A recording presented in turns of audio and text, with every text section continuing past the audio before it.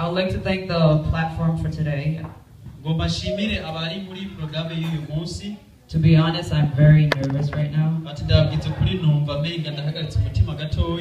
done this before, but right now I'm just shaking.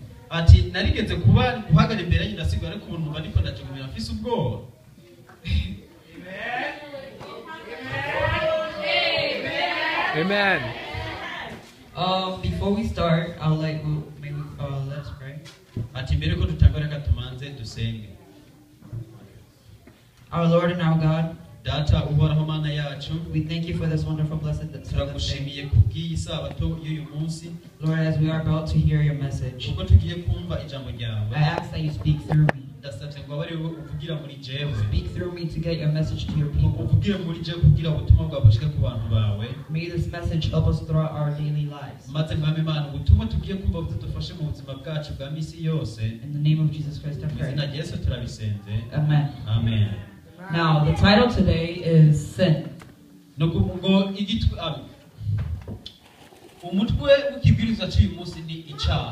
Now, what does the word sin mean?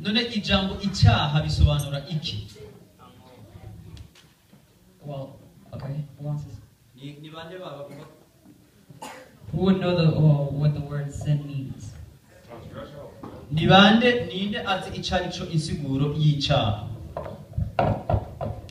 Okay, let's continue. The word sin, when I researched it up, it means an immortal act considered to be a transgression against divine law.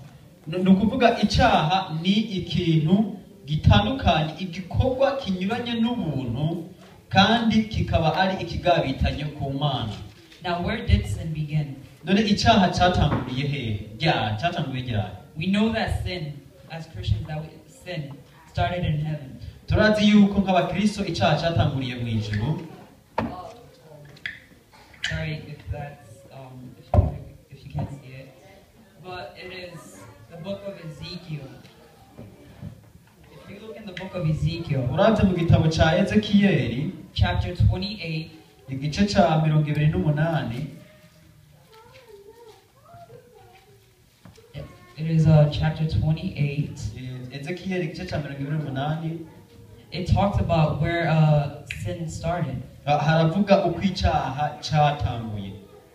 Now, God in heaven created an angel. Nukuvuga Imana mu ijuru yaremye umumarayika. And this angel name was Lucifer. Hanyuma izina ry'uyu mumarayika yari Lusiferi. Lucifer was a beautiful angel. Ngo yari umumarayika ashajije. He was created by he was so beautiful that God would call him as define him as perfect. Nukuvuga ngo yari ashajije abereye ku buryo Imana yamwita ubuhagije ukwije. Lucifer got so much glory from other angels. Nukuvuga uyu Lusiferi ngo yarahimbazwa n'abandi bamarayika. To the point where he thought that he would be greater than God. Kugeza ubwo byiyumviye atangwe kwiyumvamo yuko yoba aruta Imana. In the book of Ezekiel, chapter 28, mu gitabo ca Ezekiyeli igice ca 28, verse 15, umurongo wa 15, it says, haravuga hati, you were perfect in your ways from the day you were created, till iniquity was found in you. waragahora mu ngeso zawe zose uhereye umunsi waremeweko gushitsa igihe ibigabitanyo byakubonetseko. That was the day when sin was started. Nukuvuga ubu niwo munsi icyaha cyatanguriyeko. There are many stories where about sin.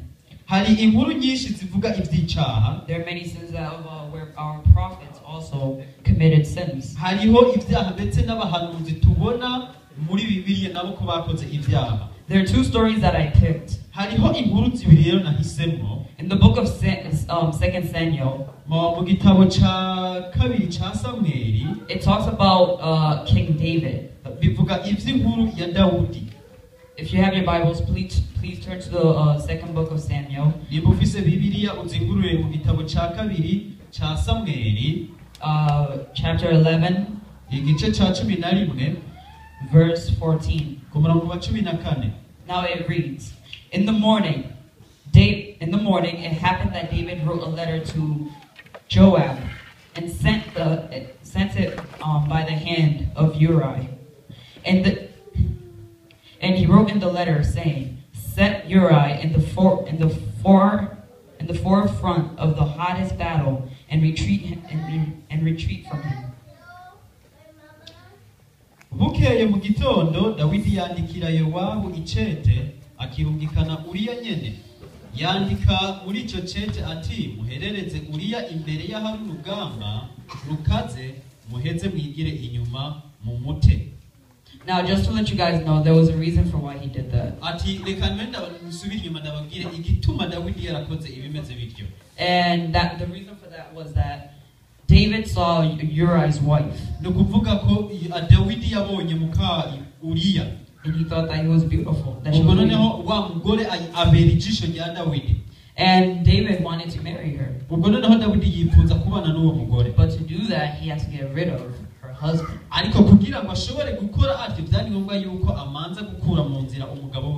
Now think about that. What if you had a best friend? Someone that you would call up your brother or a sister.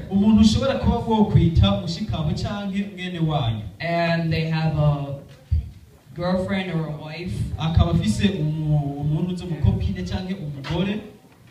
And you like them. Would you kill your own best friend for his wife?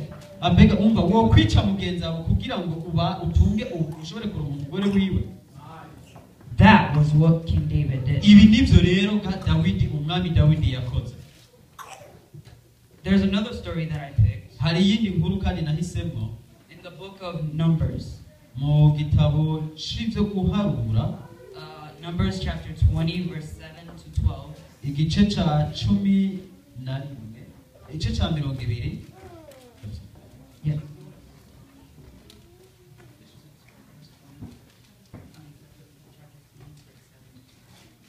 Turasoma igitabo cyo guharura cha igice cha 7 kugeza ku murongo wa 12. Now we know in Numbers it speaks about the story of Moses. Turazi neza ko igitabo cyo guharura kivuga hanini inkuru za Mose. Moses was the prince of he was raised by an Egyptian. Turazi yuko uyu nawe yarezwe n'umunya Egiputa. At some point he had to find out that he was really Hebrew. Ubwo none harigeze igihe aratahura yuko ari umuntu uzeye umuheburayo canke when Moses had saved the slaves and taken out of Egypt to take them to their new land. Nukuvuga Mose amaze kurokora abisirayeli akabakura mu buja akabatwara mu isezerano mu gihugu Imana yabasezeraniye. There was a sin that he had committed. Hari icyaha yari yarakoze. That would cause bad news for him. Ico cyaha naco yakoze cyamuzaniye inkuru mbi.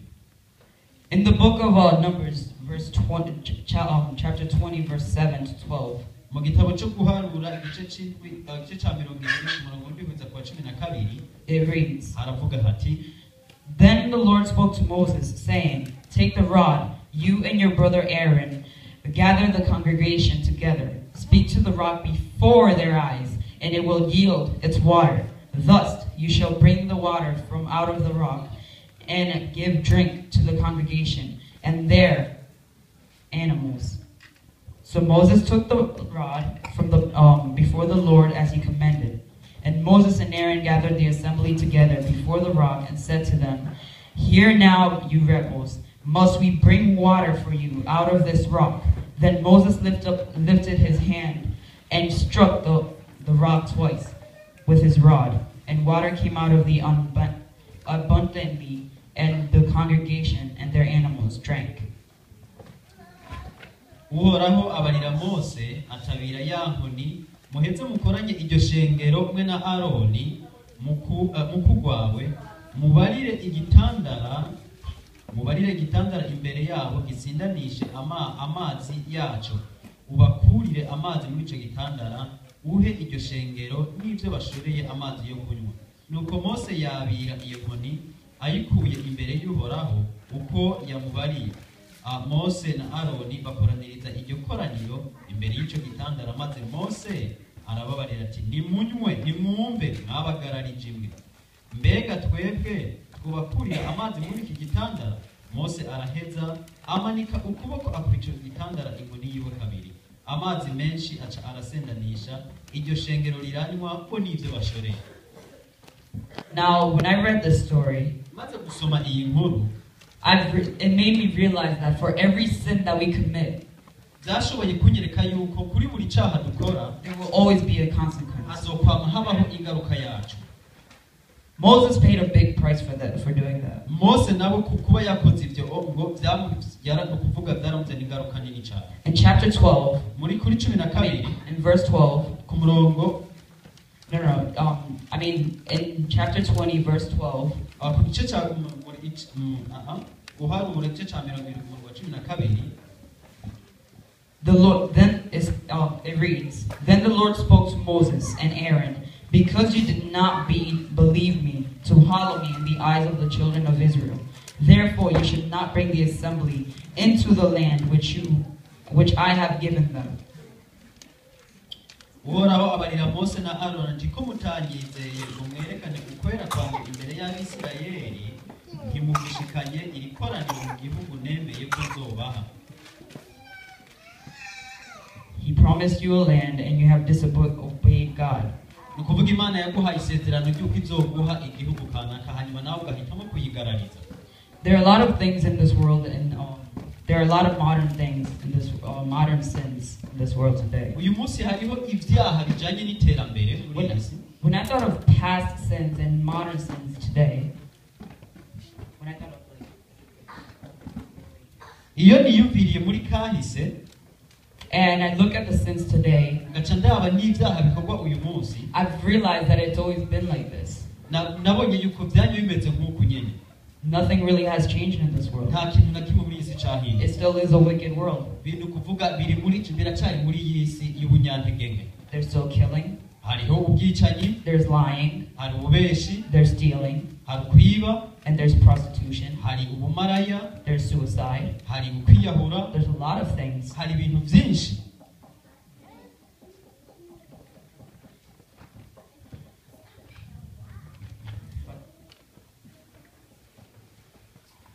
Realizing that there are a lot of things in this world,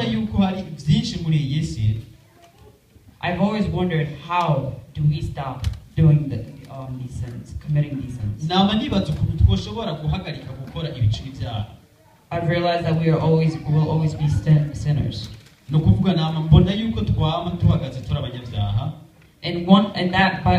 in the book of Genesis, chapter 4, verse 5, it was a story about two brothers, Cain and Abel, and they both had put offerings before God.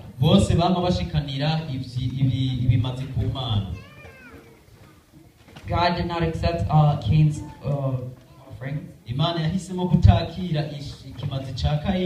And in the Genesis chapter 4 verse 5 it reads, "But he did not respect Cain and his offering, and Cain was very angry, and his contents fell."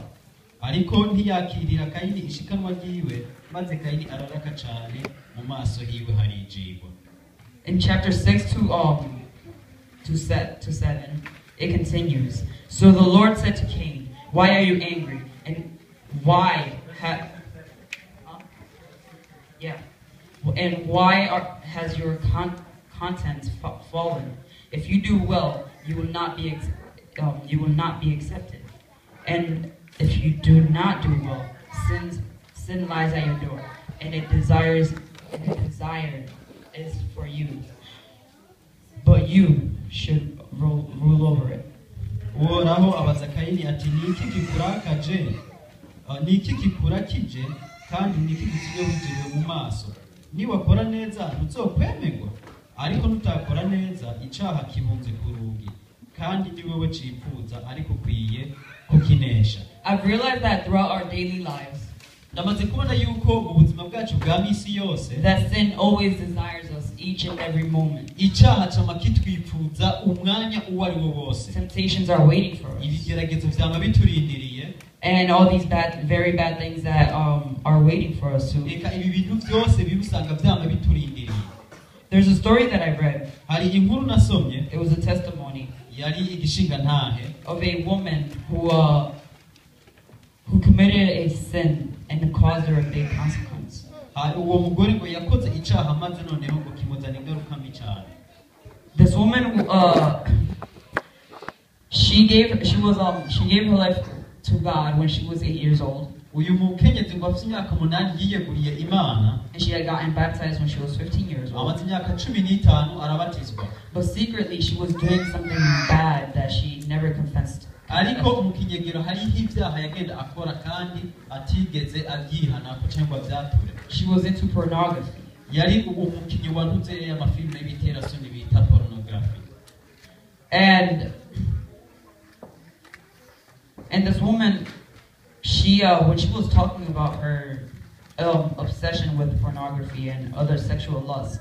Uyu mugore ariko aravuga ukuntu umubiri wari njiye mu bya pornography. She regrets it. Nukuvuga ngo yari icujije. And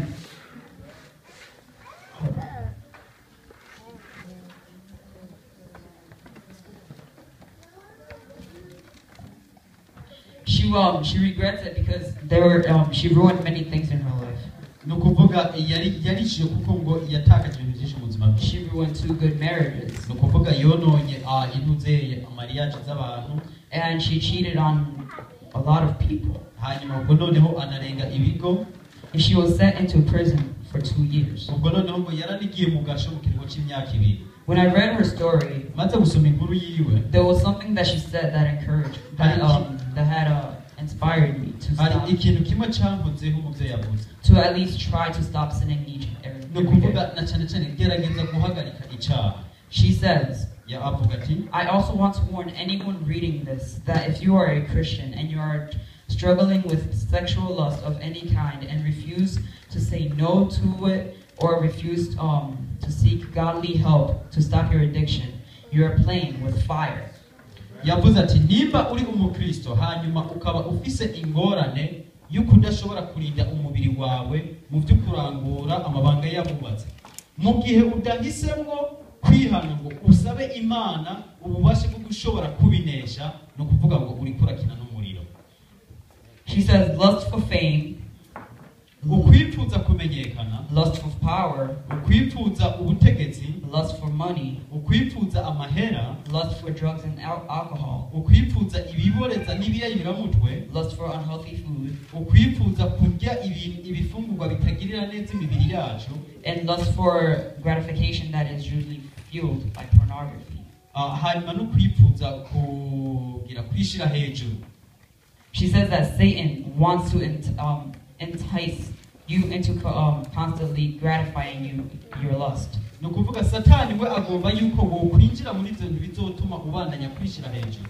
Now why? Bati kubera iki? Because he knows that sooner or later, kuko nzi neza yuko bidatevye bitebuke, God allows judgment to come upon you, those who practice ongoing sin. No kuvuga ngo Imana izo iragera igihe igacira urubanza abo bantu babandanye gukora icyaha uko bukeye ko bije kandi bazi yuko ari icyaha. She says judgment always involves pain in one degree or another. No kuvuga ngo hamwe urubanza nakuzosanga ruzanana ni imibabaro itandukanye kandi babaje mu buryo butandukanye. And Satan is inflicting as much pain as he can upon Christians. Kandi ndakubwiza kuri yuko ngo Imana izotera umubabaro udasanzwe ku bakristo bameze batyo. I've realized that when we try to stop sinning on ourselves, ndamaze kubona ko tugerageje guhagarika icyaha kiduhanze, it never works. Usanga kesi ntibikora. Now, as I'm saying, it never works. That doesn't mean I've never tried it. Sishatse kuvuga yuko ntarigera ndabikora. I've tried an experiment on myself. Naragerageje kwigira ko akanano je ubwanje. For a month, I would try to do something to try to stop the sin for the whole day. Ati umukirwa cy'ukwezi nagerageje kwirinda icyaha mu kumunsi wose. But as soon as I stepped into school, ati ariko igihe ngiye ku ishure there it goes. ati igico cyacu kikaba kabanda gikoze kandi I've realized that trying to stop committing a sin, namaze kubona yuko kugerageza guhagarika icyaha you have to believe in yourself. utegereza kwiyemera Not only yourself, atari wowe gusa, believe in God. wizere Imana, Call on God, kneel on your knees. uhamagara Imana uje ku mavi yawe, Call upon God to help you. uhamagare Imana kugira igufashe, Call upon God to help you every day, each and every day, to stop these temptations. uhamagara Imana kugira ngo igufashishe gushobora kunesha ibi bigeragezo. Each and every day I will pray. Ati buri munsi narasenga, I'll pray with all my faith nuvuga ngasenga no kwizera kwanje, for God to kick the devil away from me. kugira ngo Imana ishobore kwigiza umwansi kure yanje. If you keep on going with the same sin each and every day, ndakubwiza ukuri niba wabandanya kugendera muri cyaha uko bukeye uko bwije, then the devil has already trapped you. ndakubwiza ukuri yuko umwansi namaze kukwifatira neza. Stay strong. uhagaze ushikamye. As Christians, we need to have more faith. nk'abakristo dukwiye kugira ukwizera kurushirije. As Christians, we need to have more faith. ni ukuvuga nk'abakristo dukwiye kubana ukwizera kurushirije. We need to have more faith in God. dukwiye ukwizera kurushirije mu Mana, to help us lying, to help us stop lying, kugira ngo idufashe gushobora guhagarika kubesha, to help us to stop stealing, kugira ngo idufashe guhagarika kwiba, to help us stop killing, kugira ngo adufashe guhagarika kwica. and for most of my teenagers that I know, to help hanyuma us na cyane cyane ku bantu bakiri bato nkanje, to help us to stop swearing falsely. hanyuma duhagarike kuvuga indahiro. This is my message to you all today. akaba ubwo ari ubutumwa bwanjye kuri mwebwe uyu munsi. Thank you.